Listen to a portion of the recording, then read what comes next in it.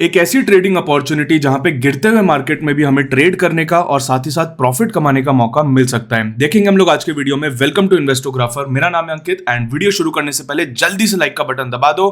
Comment section के अंदर we are the इन्वेस्टोग्राफर्स लिख दो। पहली बार देख रहे हो तो चैनल को जरूर सब्सक्राइब करो। इसी के साथ हम लोग बिना टाइम वेस्ट करे सीधे हम लोग आ जाते हैं अपॉर्चुनिटी के ऊपर। उससे पहले थोड़ा सा निफ्टी पे अगर हम नजर मारें तो निफ्टी हमें लोअर लो लोअर हाई शॉर्ट टर्म के अंदर कंटिन्यू करता हुआ दिखाई दे रहा है। मीडियम टर्म में अभी भी एक higher high higher low formation maintain दिखाई दे रही है। मेजर सपोर्ट निफ्टी का यहाँ पे 17,300 से 350 के जोन पे रहेगा।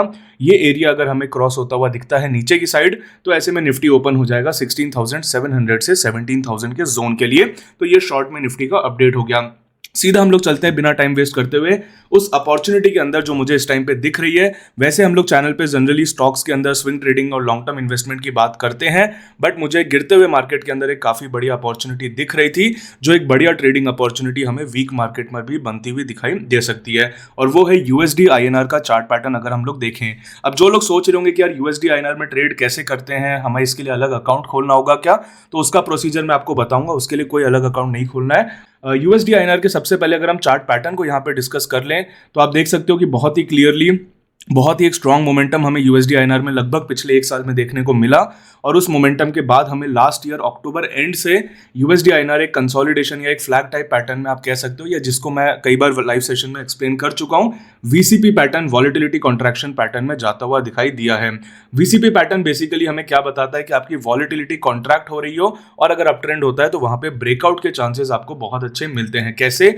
यहां पे अगर आप ध्यान से देखो तो इतना बड़ा एक मूव आया, यहां से रिजेक्ट हुआ लगभग 83 के लेवल से, रिजेक्ट होने के बाद नीचे आया, बट पूरा नीचे नहीं आया इस जोन तक, बाउंस बैक उससे पहले ही ले लिया। वापस से सेम लेवल 83 से यूएसडी आईएनआर का लेवल हमें रिजेक्ट होता हुआ दिखाई दिया, फिर नीचे आया। इस बार वापस से अगर हम ध्यान से देखें तो इस लेवल तक आता हुआ नहीं दिखाई दिया, उससे पहले ही सपोर्ट लेता हुआ दिखाई दिया। एंड अभी अगर हम एकदम लेटेस्ट यहां पर देखें तो यहां से हमें कई बार रिजेक्ट होता हुआ दिखाई दे रहा है, बट इस लेवल को फिलहाल नहीं तोड़ रहा है। क्या इसका ये मतलब है कि हमें ये लेवल नहीं टूटता हुआ दिख सकता? बिल्कुल टूटता हुआ दिख सकता है। जैसे यहां पे हमें एक कंसोलिडेशन में लेवल टूटता हुआ दिखाई दिया, यहां हमें कंसोलिडेशन में लेवल टूटता हुआ दिखाई दिया। और इसीलिए जो ट्रेडिंग स्ट्रैटेजी या ट्रेडिंग प्लान हम लोग डिस्कस करेंगे उसको फॉलो करना और उसको समझना बहुत यहां पर इंपॉर्टेंट रहेगा।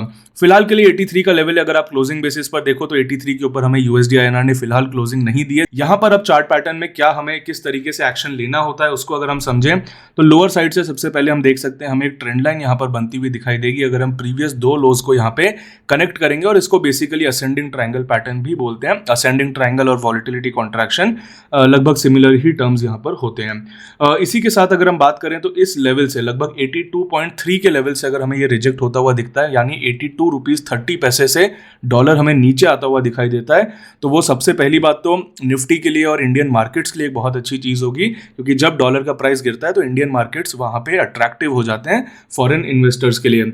यहां पर अगर हम बात करें तो 82.30 पैसे या 82 रुपीज 30 पैसे के नीचे अगर यूएसडी आईएनआर हमें आता हुआ दिखता है तो ऐसे में हो सकता है कि वापस से हमें इस ट्रेंड लाइन के सपोर्ट तक यहां पे आता हुआ दिखाई दे सकता है।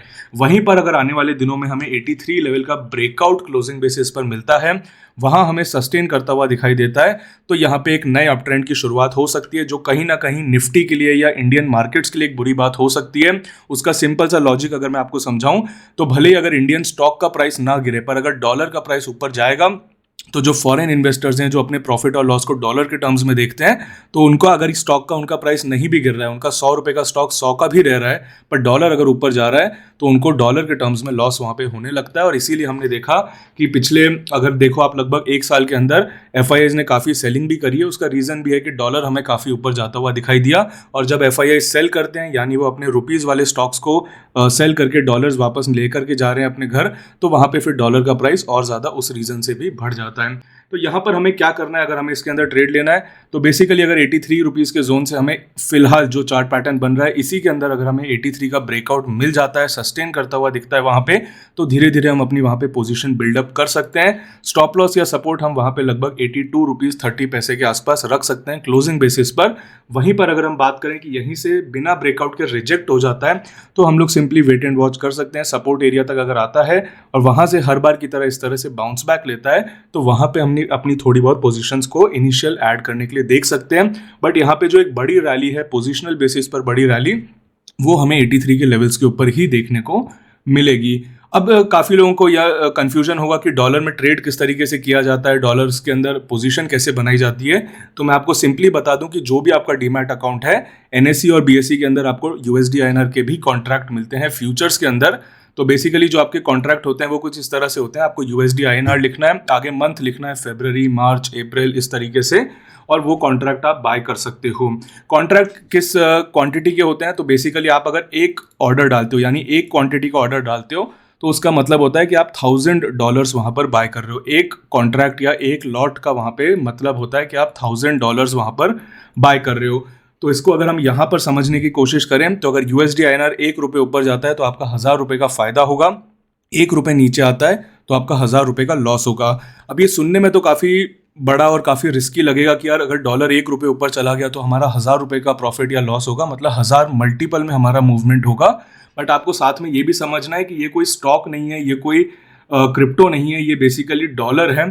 तो यहाँ पे ₹1 का मूवमेंट भी बहुत बड़ी बात होती है। आपके टारगेट ही अगर हम लोग देखें कि 83 का अगर ब्रेकआउट होता है, तो टारगेट भी अगर हम यहाँ पे निकालने की देखें तो इस रेंज को अगर हम ऊपर की साइड ऐड भी करते हैं तो आपका टारगेट ही लगभग यहाँ पे ₹2-2.5 का रहने वाला है। तो आपके टारगेट्स ₹2-2.5 के रहते हैं, आपका स्टॉप लॉस ₹1 आधा रुपये के आसपास ही रहता है। तो कहीं ना कहीं देखा जाए तो उतना ज़्यादा रिस्की नहीं है। $1000 के अगर हम वैल्यू वाइज भी निकालें तो आपकी ₹83,000 का एक पोजीशन या एक लॉट बनता है। तो ऐसे में अगर आपको ट्रेड करना है तो इसमें इंपॉर्टेंट बहुत ज़्यादा ये होगा कि जब आप स्टॉप लॉस इसमें डिसाइड करते हो तो आपको उस टाइम पे अपनी क्वांटिटी इस बेसिस पर डिसाइड करनी है कि एक लॉट पे आपका जितना आप स्टॉप लॉस रख रहे हो, मान लो आप ₹83.10 पर अगर आपकी बाइंग होती है, स्टॉप लॉस आपका ₹82.30 पे रहता है, यानी 80 पैसे का, ₹0.8 का आपका वहां पे स्टॉप लॉस बनता है। तो अगर 80 पैसे का आपका स्टॉप लॉस बनता है, यानी एक लॉट पे आपका जो स्टॉप लॉस है वो ₹800 का बनेगा। तो उस हिसाब से आपको अपनी क्वांटिटी डिसाइड करनी है कि कितने लॉट आप अफोर्ड कर सकते हो। अगर मान लो आप ₹8000 का लॉस ले सकते हो तो आप 10 लॉट बाय कर सकते हो। आप ₹80,000 का लॉस ले सकते हो तो आप 100 लॉट वहां पे बाय कर सकते हो। उस तरीके से आपको यहाँ पे सोचना होगा। तो कंपेयर टू निफ्टी या कंपेयर टू किसी स्टॉक के फ्यूचर से अगर हम बात करें तो वहां पे 6-6 लाख, 8-8 लाख रुपए के कॉन्ट्रैक्ट होते हैं, प्लस वॉलिटिलिटी भी ज्यादा होती है। उतनी यूएसडी आईएनआर में ना वॉलिटिलिटी होती है, मूवमेंट उतने बड़े नहीं होते हैं। ₹2-3 का तो टारगेट ही आपका मैक्सिमम से मैक्सिमम बनेगा, और वहां पे आपका लॉट साइज भी छोटा है, $1000 का ही लॉट साइज है। तो उतना ज्यादा रिस्की नहीं है। बस आपको ये जरूर वहां पे कंसिडर करना है कि बहुत ज्यादा ओवर ट्रेडिंग नहीं करनी है, क्योंकि आपकी जो फीस होती है, ब्रोकरेज होती है, वो एफएनओ वाली लगती है, यानी लगभग ₹20-25 पर ऑर्डर। तो आपकी अगर बहुत ज्यादा ओवर ट्रेडिंग करोगे, दिन में 10 बार बाइंग सेलिंग कर दी, तो वो फीस आपकी थोड़ी ज्यादा वहां पे लग जाएगी। तो बाइंग सेलिंग बार बार या बहुत ज्यादा नहीं करनी है। आई होप आपको चार्ट पैटर्न जरूर समझ आ गया होगा। चार्ट पैटर्न में अगर यहीं से ब्रेकआउट होता है 83 के ऊपर, क्लोजिंग बेसिस टिकता है वहां पर, तो स्टॉप लॉस ₹82.3 का रहेगा, ₹82.30 का।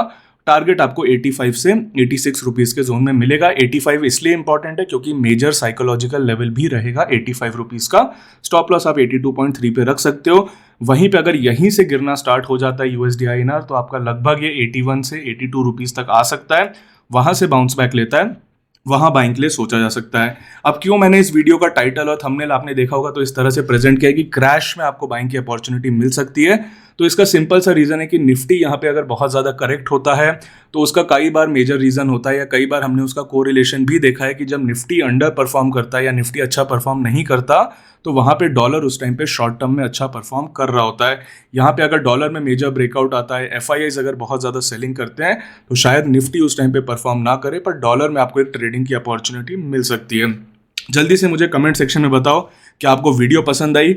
अगर आपका कोई भी डाउट है डॉलर आईएनआर के कॉन्ट्रैक्ट्स को लेकर के, डॉलर आईएनआर में किस तरीके से लॉट साइज है, कितना रिस्क है, कैसे बाय करना है, कमेंट सेक्शन में आप पूछ सकते हो। हम लोग कोशिश करेंगे मैक्सिमम लोगों को जवाब देने की।